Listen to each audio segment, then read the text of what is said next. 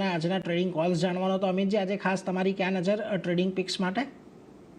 આજના દિવસમાં આપણો જે બાયકોન રહેશે રિકમેન્ડેશનમાં એ છે એનબીસીસી ઓવરઓલ આપણે જોઈએ તો ક્વાર્ટરલી ચાર્ટથી લઈને આપણે જોશું તો મંથલી ચાર્ટ બે લોંગ ટર્મ સ્ટ્રક્ચરના હિસાબથી આપણે જોઈએ તો કાઉન્ટરમાં સેટઅપ બહુ સ્ટ્રોંગ બનતા આપણને જોવા મળશે.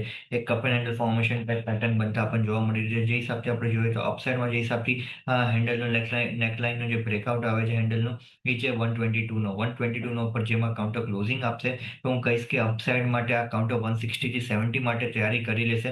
સો ઓવરઓલ લોંગ ટર્મ સ્ટ્રક્ચર બી આપણે જોઈએ 2026ના હિસાબથી બી આપણે જોઈએ એક ન્યૂ યર પીકના હિસાબથી બી કાઉન્ટરનું સેટઅપ બહુ સ્ટ્રોંગ લાગી રહ્યું છે. શોર્ટ ટર્મ વ્યૂના હિસાબથી મને લાગે છે કે લોંગની પોઝિશન ક્રિએટ કર્યું છે. ડાઉનવર્ડ ટ્રેન્ડ લાઇનનું બ્રેકઆઉટ આજના દિવસમાં આવતા પણ જોવા મળે છે. અપસાઇડમાં જે હિસાબથી આપણે જોઈએ તો 128 થી 130ના ટાર્ગેટ માટે લોંગની પોઝિશન ક્રિએટ કરવાની સલાહ રહેશે. 114નો સ્ટોપ લોસ લગાડીને.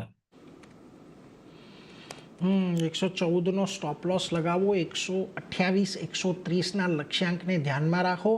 એનબીસીસી આજના દિવસે ખાસ કરીને અમિતજી તરફથી એક પસંદગી બનતી દેખાઈ રહી છે. આજે પણ એક સમાચાર છે, સમાચારને પગલે સ્ટોક 3.5% ઉપર છે.